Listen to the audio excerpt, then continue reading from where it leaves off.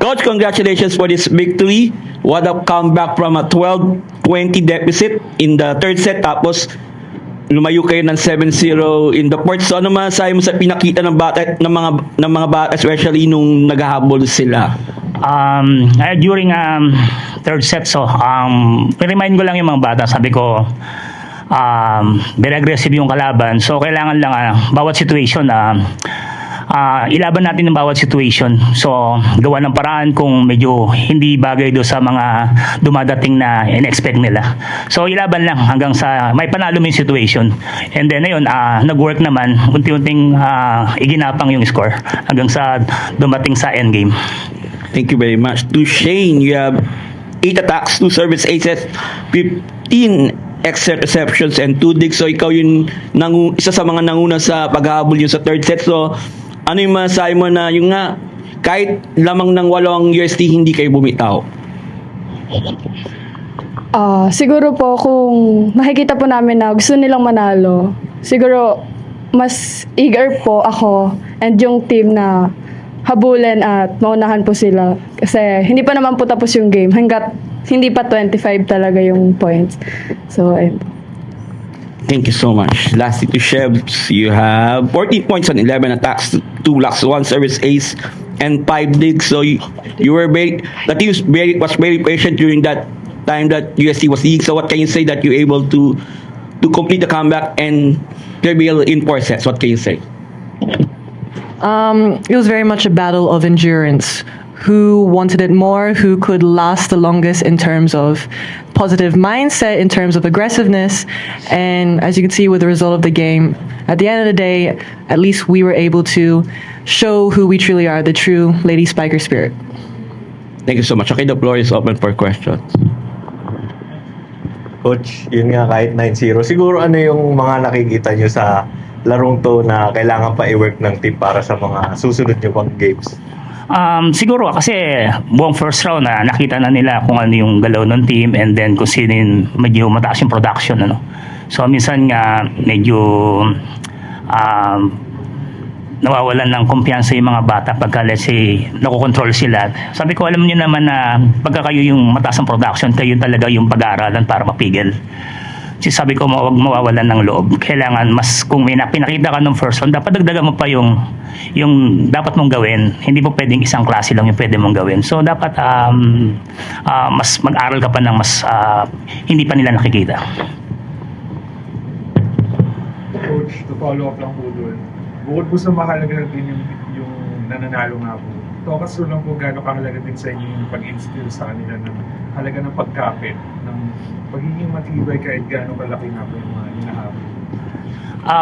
Siguro ayun dumadating sa panahon kasi itong mga players ko naman masasabi mo ng mga seniors so parang nahinog na to sa panahon, sa dami ng laro, yung iba na expose na sa international, and sila na rin yung nag-guide, and natuto na rin to sa mga previous siguro mga dating pagkakamali na ito na naman tayo sa ganitong situation, nasa pressure game na naman tayo. Siguro talagang dapat lang masanay ka sa mga ganong klase ng pressure. And Shane, ngayon yan na may mga mas marami ng rookies ngayon, mas marami rin mas bata sa team. Compare mo lang din yung naging siguro progression mo from last season to ngayon. Ano yung pinaka-nagbago na siguro sa laro mo ngayon? Character mo? Siguro, yung character ko ngayon mas tumibay since ako na yung naglalaro sa loob ng court. And isa na ako sa kailangan tumulong talaga sa team. And kailangan ko din po tulungan yung mga rookies na ma-up din yung laro nila. Yung mga tulad po ni Ella na ka-position ko po. And syempre, bata po, may mga time po talaga na nawawalan po ng kumpiyansa. So, parang ina-up din po talaga namin and yung mga kasama ko po. Ang coach, naging problema nung second set, yung blocking yung isa lang yata yung block nyo. So, ano yung niremind nyo sa kanila after yung nagkaroon problema kayo sa depensa sa net? Ano yun? Siguro nakapag-execute ng maayos na play yung UST. So, kaya talaga basag na basag yung blocking namin. So, individually talaga yung maganda talaga pinakita ng UST no second set. Talaga namang kikita mo mabilis, pati execution, yung diskarte ng setter, nandun. yung connection nila maganda. Kaya lang talagang kailangan mag-adjust kasi pagdating ng third set. Pagdating naman ng third set, maayos din yung pinakita ng UST. Kaya lang talagang kailangan namin humabol eh. So mas pinusuan lang ng mga bata ng third set. Shavana, on a personal note, a little bit of a bounce back game for yourself individually today. Can you just talk about the mindset that you're having, especially with, maybe some ups and downs this season as well for you?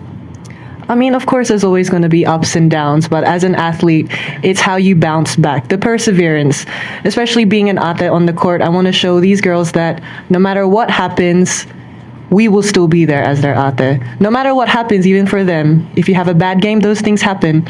But it's what are you going to do after? How are you going to come back? That's what matters. Coach, after 9 wins, siguro looking at how the team is performing, ano na lang yung pinaka-hinahanap mo pa right now? Maybe it's physical or maybe mental sa kanila for you guys to go the distance talaga and get the goal?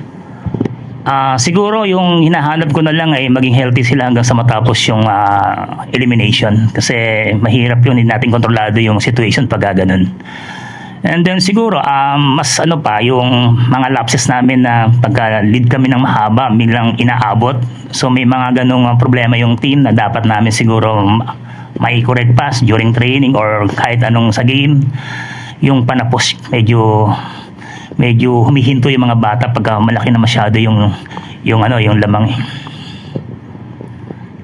Congratulations, Coach Ramil, Shane, and Shebs. Stay healthy and see you in the next match. Thank you.